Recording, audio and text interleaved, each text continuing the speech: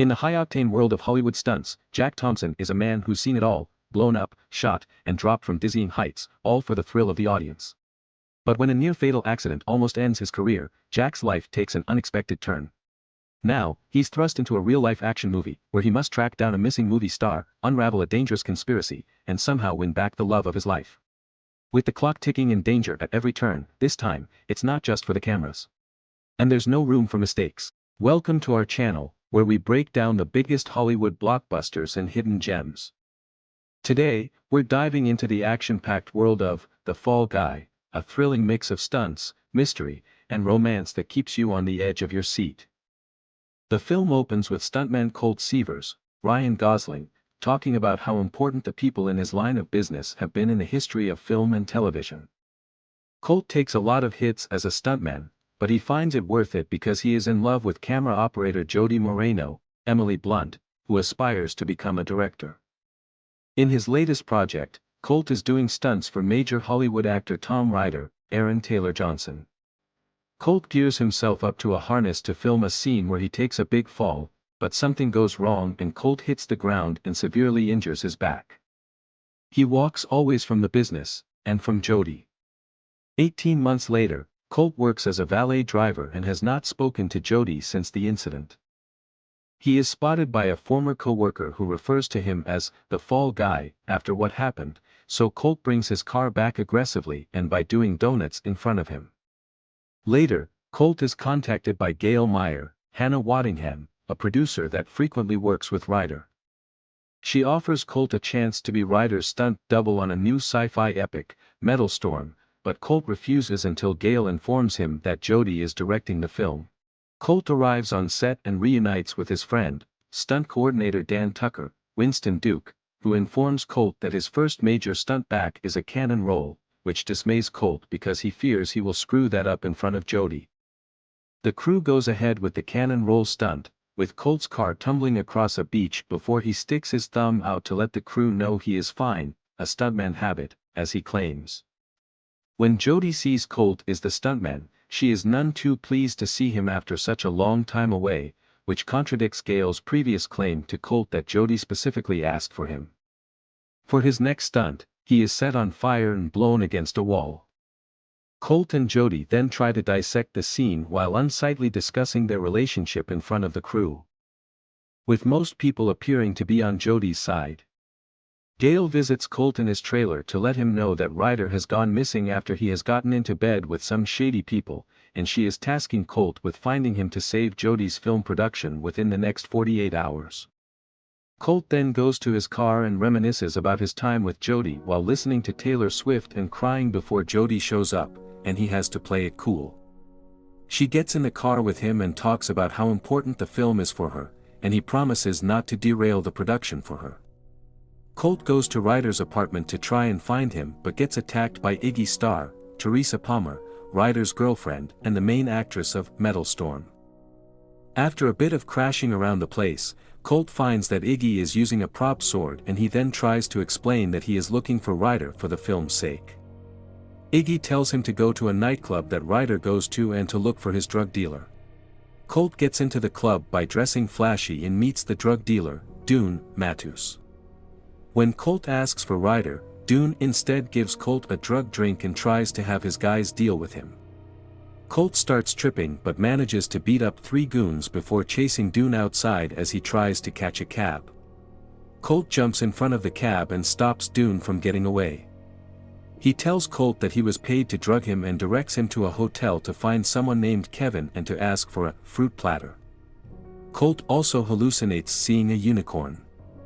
At the hotel, Colt runs into Jody, who vents to him that the studio is meddling with her film's love story.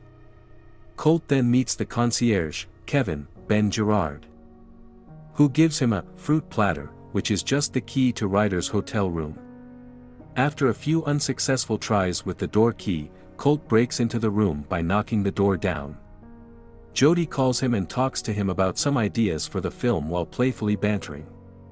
Afterwards, Colt finds the corpse of another stuntman, Henry Herrera. Colt calls Gail, who advises him not to talk to the police, but he does so anyway because one officer approaches him because he is illegally parked. When Colt mentions the body in the tub of ice, they return to Ryder's room to find the tub completely empty, and Colt still gets a ticket.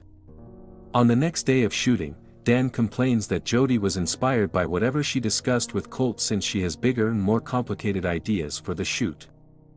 Colt stands in for Ryder so that they can use deep fake technology and add Ryder's face to the final product. Jody later invites Colt out for karaoke, which he accepts. On his way to karaoke, Colt runs into Alma Martin, Stephanie Sue, Tom's assistant, along with a trained dog named Jean-Claude that he has worked with. When he asks Alma about Ryder, she says that she last saw him and Henry at a crazy party before Gail called her away from it. Alma got her hands on Ryder's phone since his head of security, Dressler, Ben Knight, was hounding her over it. She knows there is something criminal on there and is willing to turn it in, but she tells Colt she wants producer credit on Metal Storm. He says he will see what he can do right before they both get teased by Dressler, and he abducts Alma in his truck. Colt gets Jean-Claude and steals a truck to chase after them. All while Jody is at the karaoke bar waiting for him and disappointed that he is not there. Jody goes on to perform Against All Odds, Take a Look at Me Now, while Colt fights the goons after he and the dog make it onto their van. Jean-Claude bites the goons in the balls before going up front to help Alma get rid of the driver goon. They manage to stop the car, and Colt crashes through the windshield, but he is okay. He then runs with the dog to the karaoke bar, only to find Dan there, and he says that Jody is long gone. Colt and Dan give Ryder's phone to fellow crew member Venti, Zara Michaels, to hack into, but she needs his password. The guys go to Ryder's apartment and go through his wide array of post-it note reminders until they manage to find the password written in plain sight. After Venti unlocks the phone, Colt and Dan find a video of Ryder, Iggy, and some of his buddies with Henry, who makes a crack about Ryder not doing his own stunts. Ryder is seen trying to do a stunt, only to accidentally knock Henry over and kill him. Moments later, Venti calls Dan to inform the guys that the news is reporting on Henry's death and naming Colt as the prime suspect. Soon, Dressler and his goons show up and open fire on Colt and Dan, who quickly take action. Dressler ends up shooting and destroying Ryder's phone out of Colt's hands. They fight off some goons as Colt makes it outside and jumps onto Ryder's boat, crashing through the roof. He then finds himself face to face with Ryder before getting knocked out cold. Colt wakes up to find himself tied up, with Ryder demanding his phone back.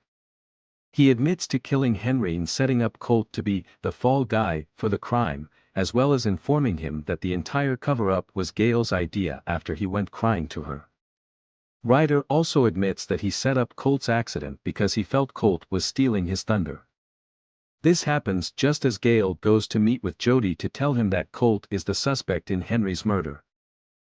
After Colt admits that Dressler destroyed the phone, Ryder has his goons douse Colt with kerosene to light him on fire, but he gets some in his mouth and spits it at Dressler when he tries to light him up. Colt hops on a boat and tries to get away while steering backwards. He tries to contact Jody, but Gail intentionally gets her phone wet before Jody can answer his call. Colt eventually manages to reach Jody and tries to explain himself, but the villains chase after him and cause his boat to crash and explode, though he manages to jump to safety. Colt is presumed dead, and it is billed a suicide, while the villains use the deep fake tech to use Colt's face on Ryder's body in the video showing Ryder killing Henry. Colt reaches Dan and gets help sneaking back onto set in disguise as an alien from the movie. Jody beats him up due to the confusion until he reveals himself. Before Colt can explain himself, Jody embraces him with a kiss, but the moment is ruined with Gail outside. Jody hides Colt and hears Gail talk about Colt's supposed death, as well as trying to do Jody's big car jump stunt for the film in VFX and focusing on Ryder's epic final monologue. After Gail leaves, Colt and Jody organize a plan to get Ryder to confess to the murder by getting him to make him do the car jump himself since he will be wearing a mic, and he usually forgets he is being recorded, so he is always seen or heard saying whatever he wants unfiltered. The crew gets ready for the big scene and shoots Ryder's monologue. Jody gets Ryder into the car by saying she needs a close-up of him. Colt reveals himself and begins to drive the car away, prompting Dressler and his goons to go after him. Jody and Dan help keep the goons off Colt long enough until he gets Ryder to admit to killing Henry and saying Gale came up with the frame job before Colt pulls off the epic jump across a canyon, which knocks Ryder unconscious. Gale then gets a chopper to come get her and Ryder after she steals his confession tape.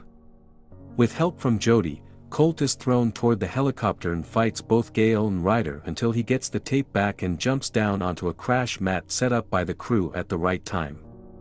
Colt and Jody celebrate their victory with a kiss.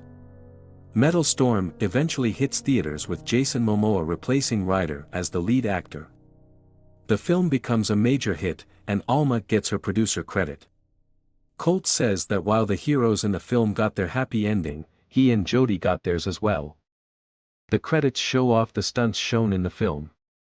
At the end, we see the police coming to arrest Ryder and Gale after their chopper crashes. They are met by the lead cops, Lee Majors and Heather Thomas, the stars of the original Fall Guy TV show, but Ryder runs off onto the set to try and call for help. This activates the pyrotechnics and blows Ryder up, leading Alma to call for Momoa's agent. This film is a must-watch for action lovers and cinephiles alike. Thanks for tuning in to our breakdown of The Fall Guy. Don't forget to like, share, and subscribe for more movie insights.